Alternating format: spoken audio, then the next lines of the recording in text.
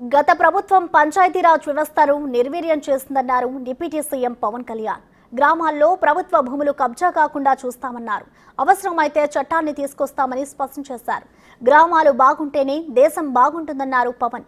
పాలనా అనుభవం ఉన్న చంద్రబాబు దగ్గర నేర్చుకోవాలనే తపన ఉందన్నారు. అలాగే సినిమాలను రాజకీయాలను వేరువేరుగా చూడాలన్నారు పవన్. మీ గ్రామానికి ప్రభుత్వానికి సంబంధించిన నేల ఉండాలి. భవిష్యత్ అవసరాలకి అందరు ఇష్టారాజ్యంగా తవ్వేసుకోవడానికి కాదు. ప్రభుత్వానికి ప్రతి పంచాయతీకి నేను ఈ రోజున మీకు మాటిస్తున్న ప్రతి పంచాయతీకి దాని సొంత భూమి ఉండాలి. అన్యాక్రాంతం కాకుండా మీకు బల్లగుద్ది మరి చెప్తానా మేము కాపాడుతాం. అవసరమైతే ప్రభుత్వ భూముల్ని కబ్జా చేసే వాళ్ళకి ప్రత్యేకంగా కొత్త గుండా యాక్ట్ కూడా ఓపెన్ చేస్తాం. ఎక్కడికి వెళ్తాం చెప్పండి. అన్ని ప్రైవేట్ పరం అయిపోతే గత ప్రభుత్వ నాయకులు మాట్లాడేవాళ్ళు కదా క్లాస్ వార్ అని.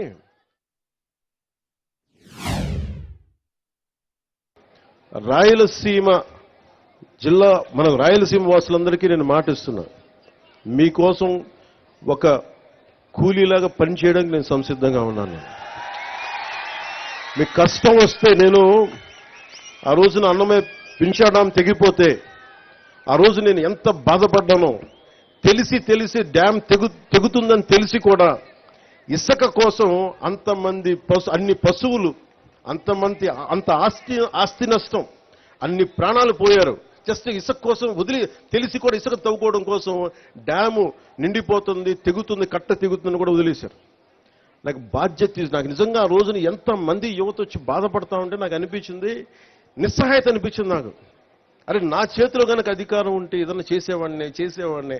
నేనైతే ఒక పార్టీ నాయకుడిగా మాట్లాడగలను, వేదన పడగలను, పోరాటం చేయగలను, కానీ చేతిలో శక్తి లేదే అని నిజంగా ఆ రోజు నేను భగవంతుని ప్రార్థిస్తే ఆ ప్రార్థనే మీ వల్ల ఈరోజు నేను డిప్యూటీ సీఎంగా మీ ముందు నుంచున్నాను. ఈరోజు ఏదో నాకు అలంకారం కాదు, ఇది బాధ్యత. ఇది నేను ఎప్పుడు నిరంతరం పనిచేయడానికే సంసిద్ధంగా ఉన్నాను.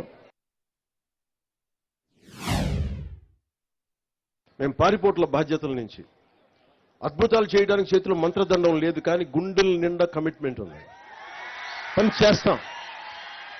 నేను చాలా సభల్లో చెప్పాను, శ్రీ నారా చంద్రబాబు నాయుడు గారి అనుభవం ఎందుకు రాష్ట్రానికి అవసరమని చూస్తే ఇన్ని అప్పుల్లో ఉండి ఎన్నిసార్లు రివ్యూ చేసినా డబ్బులు లేవు ఏ అకౌంట్స్లో కూడా. కానీ ఆయన అనుభవం వల్ల ఫైనాన్స్ మేనేజ్మెంట్ చాలా బాగా తెలుసు కాబట్టి ఇన్ని లక్షల మందికి మొదటి తారీఖునే ఆయన పెన్షన్లు ఇవ్వగలిగారు. అది ఆయన అనుభవం. నాకు ప్రజాదరణ ఉండొచ్చేమో, కానీ పరిపాలన అనుభవం లేదు. నేను నాకంటే బాగా ఆలోచించగలిగే వాళ్ళని, నాకంటే రాష్ట్రం కోసం పనిచేసే వాళ్ళ వెంట నడవడానికి, వాళ్ళ వెనక నడవడానికి, వాళ్ళ పక్కన నడవడానికి, నేర్చుకోవడానికి నేనే సంకోచించే వ్యక్తిని కాదు. అలాంటి అనుభవజ్ఞుడి దగ్గర, అలాంటి పరిపాలనా దక్షత ఉన్న గౌరవ ముఖ్యమంత్రి చంద్రబాబు గారి దగ్గర నేర్చుకోవడానికి నేను ఎప్పుడు సంసిద్ధతగానే ఉంటాను తప్ప నేను దాన్ని ఏ మాత్రం తక్కువ అనుకో.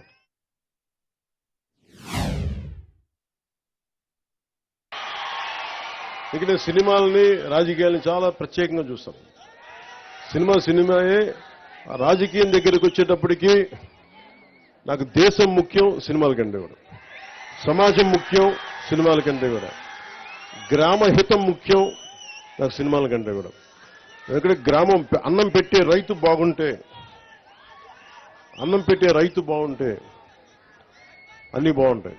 అలాగే గ్రామాలు పచ్చగా ఉంటే దేశం పచ్చగా ఉంటుంది. అందరి దగ్గర డబ్బులు ఉంటేనే సినిమాలు ఆడతాయి. అందుకని ముందు గ్రామాలు పచ్చగా ఉండాలని కోరుకునేవాడు.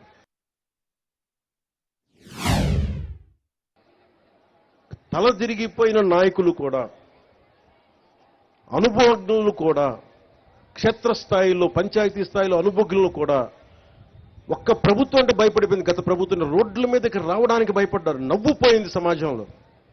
గత ప్రభుత్వపు పాలనలో నవ్వుపోయింది, మనకి ధైర్యం పోయింది. ఆ ధైర్యం మీరిచ్చారు సమాజాన్ని. గుర్తుపెట్టుకున్న యువశక్తి. మహిళలు వచ్చారు రోడ్ల మీదకి. నాయకులకి చావు చచ్చిపోయిందని వచ్చారు మహిళా శక్తి బయటికి. దానికి నిదర్శనమే మన సంయుక్త గారు.